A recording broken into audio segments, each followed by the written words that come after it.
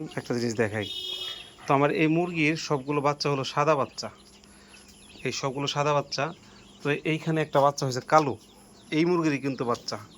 তো এই হওয়ার পর থেকে এই যে দেখেন এই কালো বাচ্চাটা, এর মাই মানে এরে কি পরিমাণ যে মারে, মানে ও এটার ওনার নিজের বাচ্চা মনে করে।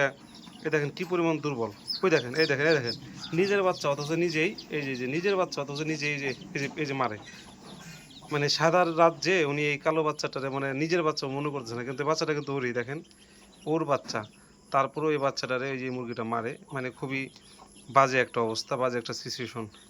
মানে নিজের বাচ্চা অথচ দেখেন এই যে বাচ্চাটা যদি দেই, এই বাচ্চাটা দিলাম দেখেন, বাচ্চাটা কিন্তু নিজের।